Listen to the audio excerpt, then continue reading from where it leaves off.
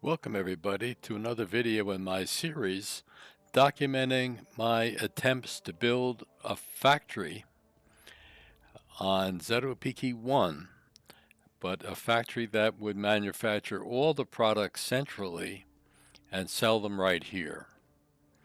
Well, in my research in trying to figure out how to do this, it became clear that there were substantial obstacles that in fact were so bad that many people just gave up and started to move into shipbuilding or other activities. Well, I was determined to find the answer to this. And my detective work, I uncovered the fact that there was a conspiracy by the mining company Cydonia to limit the competition for the sale of these products. And they created a separate entity called the Office of Price Stabilization, run by a company called B.A.S.E, to enforce these rules. I was lucky in that I found that there were a group of hackers and scientists called themselves Nexus that have been working on solutions to these problems, and I've gathered them here today to discuss the solutions that they have come across. And kind of the leader of the group is LuxZg, who helped me build this foundation. That was the first step. And now we're going to talk about the other concerns that I had. Now, Lux was telling me that he appreciates the fact that I was able to research the background of the Cydonia conspiracy because it's helped them come up with tools. So, but for today, we're going to start with the first problem that I identified was the problem with the containers, the container size, and the amount of materials that can go in them. And I'm asking Ice Wolf here, who is a container expert, to talk me through what they have discovered. Ice Wolf, what can you tell me about containers, the sizes, and how we should use them in the factory, and why there's so many complaints about them? He said, well, go up to this container, Will, open it up. There's a capacity of 675. Now, do you have any resources that you're carrying? And I said, yes, it happens that I have quite a few. He said, well, take that big chunk of copper right there and try and store that in. I said, oh, okay. It stores 750. He said, so how many containers would you have to have stacked up in order to store all that copper? And I would say, I can't even count, it'd be so many. He said, exactly. And that is the Cydonia policy, to get you to have to buy a lot of containers. I said, well, okay, but isn't that what the size of the containers are? And he said, no. In fact, this container, the extractors, the energy sources, everything that you buy from Cydonia is programmable. Take this container, which looks exactly like the other one, right? Yeah, I said, yes. Remosito reprogrammed this container, opened that up. 60,000.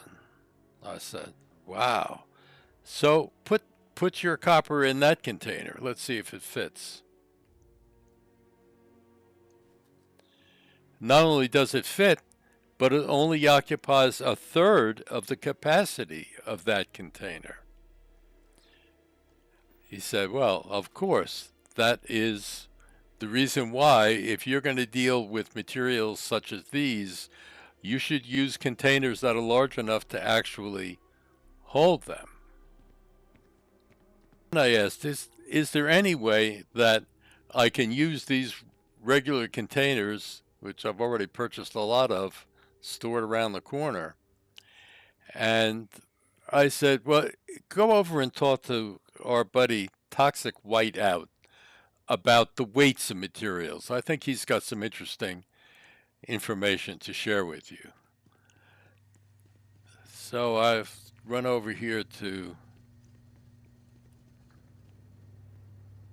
Toxic and said, Toxic, Icewolf told me that you have important information about weights and how they operate within this outpost system. And he said, absolutely.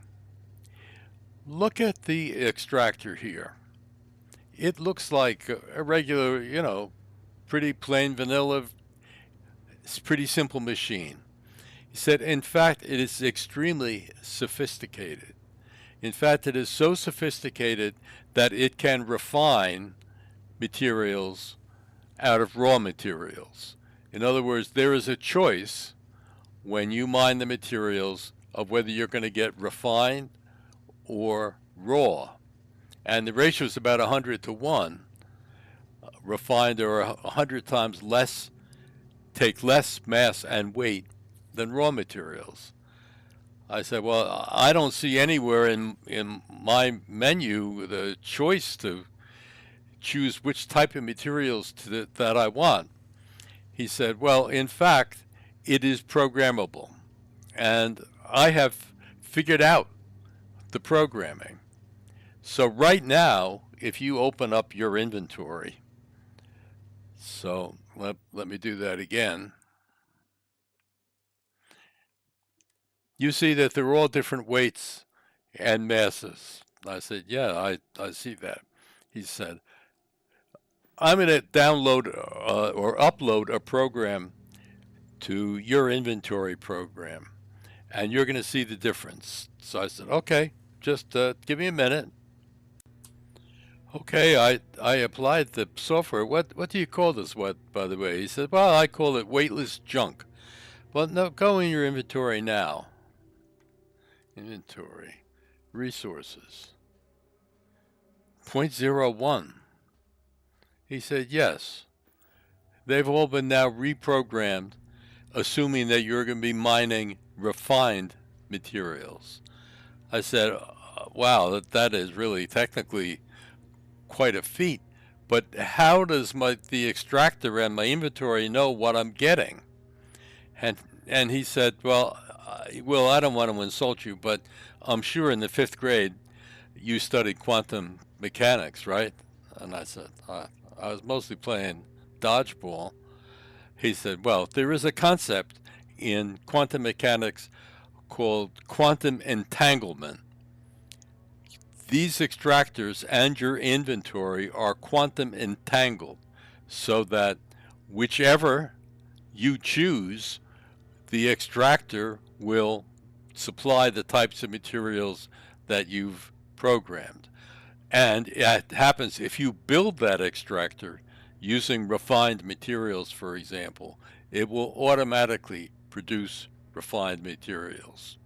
He said, but I think that you will find with the combination of containers that hold more and weights that weigh less, all your problems about containers overflowing and cargo links backing up will be solved. I said, well, that's really great, but I want to go over and see, you know, what happens if I use a regular container. So Toxic, thanks a lot, man. This has been great. But I just want to go over it. I hear what he's saying, but I'm not sure I completely understand it. So here's that container that we were looking at before. This is the one the Cydonia sells programmed to 675. And I'm going to go on my inventory. I'm going to take that big piece of copper and put it in. And it's also only about a third. Wow. So my conclusion here is that if I'm going to use raw materials, I better use containers like Remosito's or your spice containers. But if I'm using refined materials with lighter weight and mass, I could use any container. And he said, yes, that's right. But I had another issue. Senterpat, I want to ask you. I see these different container types for gas, for liquid, for solid, for manufactured goods. And it looks to me like I'm going to have to buy a lot of different containers. And I said, why is that? He said, that's completely arbitrary on the part of Cydonia. If you get containers like my spice container here, it's an all-purpose container. It will hold anything. The same with these, and the same with Repositos. In fact, Reposito has containers over there that look like the standard Cydonia containers. They're also all-purpose and will hold anything. I said, oh, so this is just another tactic to get you to have to buy more materials.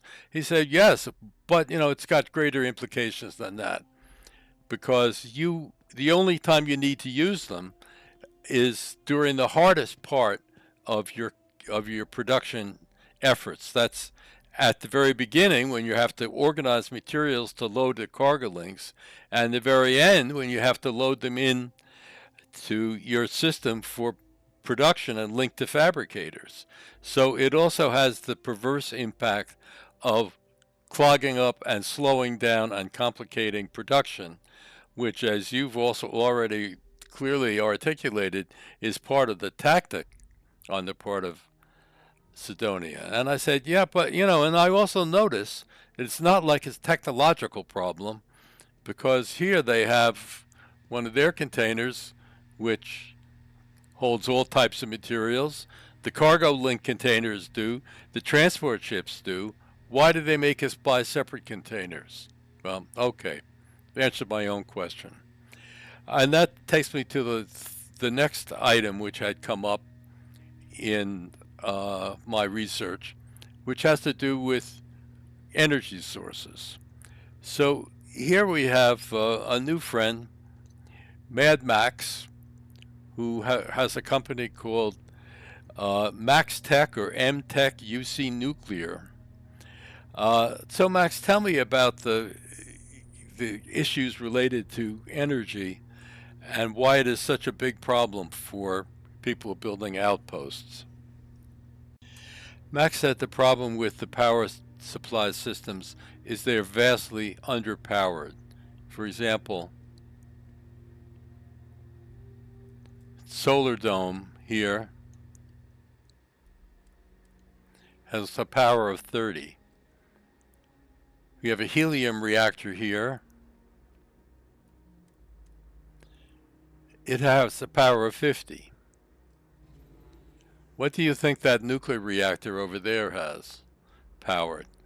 And I said, I mean, that's such a massive piece of equipment and such advanced technology to have a self-contained nuclear reactor. I'd say that's got to at least be 500. He said, no, that has a power generating capacity of 75. I said, you kidding? Only 50% more than this little helium? He said, yes, that's absolutely right. And I said, why is it? Why do they do this? He said, exactly for this reason. They want people to buy dozens and dozens of these various devices, when in fact, one would be sufficient to supply a whole outpost. And in fact, that's what we've done. We've reprogrammed these nuclear reactors. So my standard reactor has an output capacity of 10,000. I have an advanced that has an output of 100,000. You have to understand, it's recycling nuclear fuel. It's really the most advanced technology possible. And that has really made a difference for people. And it's expensive, I have to admit. But you only have to buy one of them. And we also construct them of a very durable alloy, so that a spacer coming along with the pistol can't take the thing down. And I said, well, that definitely is going to be what powers my outpost and my factory. Thank you, Max. So I want to run back and just kind of recap things with the group here after these discussions. I said, well, this guys has been an eye-opener. So it seems to me that what I've learned about containers and weights, I can eliminate a lot of the cargo link problems. But Lux, tell me, what am I missing? What else is happening that's a problem? And he said, well, the fact is that once the materials arrive at the cargo link, we do not have any insight into how Cydonia is programming the transport ships. And it appears extremely arbitrary, and you're not going to be certain what materials are going to be picked up and when they'll be delivered. The cargo links clog up and break down and have to be rebuilt. It's really a complicated situation, and it is something that we have not completely mastered. But Remosito here has come up with a system to handle the inventory control aspect of it. So I'm going to turn it over to him to explain how his system works. Remosito, you're also known as Magnus the Magnate. I hope I'll be Will the Magnate after this process is over, but tell me what your system does. And he said, Will, my system is a full production management system, starting with inventory that's coming in through the manufacturing process, output, and sales. To illustrate, let's assume that this container is the container that your ship has just unloaded to. I take these fabricated devices, looking devices, and reprogram them to be sorters. And they sort all the material. Here I have, this one is sorted to cobalt. This one is sorting nickel. So you'll see that cobalt and nickel have arrived in these containers. I then would take a regular fabricator. This one's set up to make isocentered magnets. Link these two containers to the fabricator, and you should be getting isocentered magnets. And I said, indeed I am. I said, what else does your Magnus the Magnate system provide? He said, well, I also take fabricators that look just like these, which I call skimmers. They will take 10% of the incoming materials for the elements that you've described or programmed them to, and separate them from your regular production chain. And you can take those extra elements and materials and sell them before they go into production. If you have a lot of materials coming in, more than you need, I have splitters that will split 50% of the production so that you can take off half of the incoming materials and sell them. I said, well, that is really interesting. So tell me, what's the next step? How do I sell them? Well, let's go over to my selling system. Over here you see this blue kiosk, which I call a seller. In fact, from my point of view, it's a buyer. But if you go to the console for this, open it up, you'll see I list all of the finished products and raw materials that I will buy, and I buy them on a bulk purchase basis. Since we're making isocentered magnets, you'll see that I buy a bundle of 38, and in return I give you a credit stick with a value of 1,000. If we were making Indesite wafers, I would buy a bundle of 39 and I'd pay you a credit stick with a value of 30,000 credits. Obviously, a lot more goes into that than just the simple isocentered magnets. So I have a price list for all of the products. So here you have 12 credit sticks, each with a value of 1,000. So let's take those.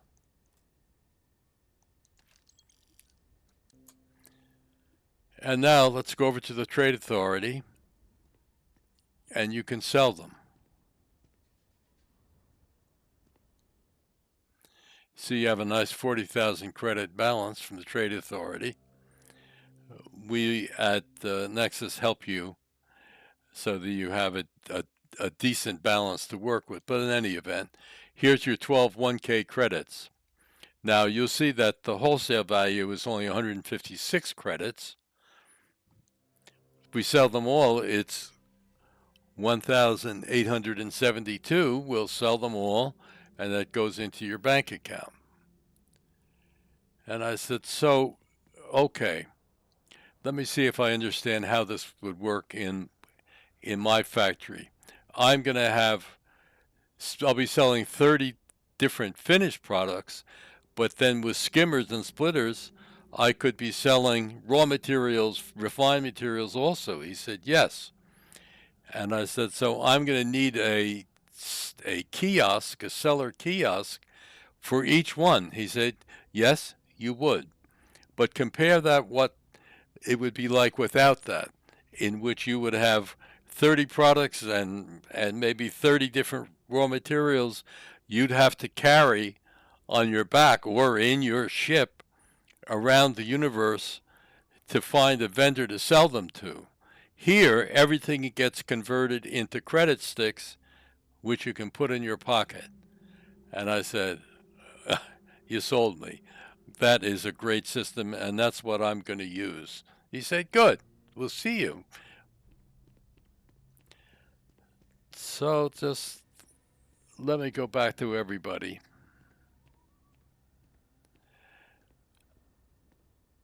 And said, guys, again, this has really been terrific. And Senterpat, you're going to be a big part of my operation. You've already given me these, the walls, which are on the other side, you can't see right now. And I understand that you have a number of really innovative machines and tools that you sell. And he said, yes, I have a whole range of activities and furniture and crafting and outpost building activities. I think you'll be very satisfied with my Ultimate Tweaks system. So again, this has been great. And Lux, your program is B.A.S.E, Building Advanced Space Encampments, and you focus a lot on HABs, large construction. You help me with the foundation. I really do appreciate it. So I'm off now to continue working, and I will see you all again when I have as the factory's being built, and you can come and help me show it off to everybody. Okay, guys. Thank you.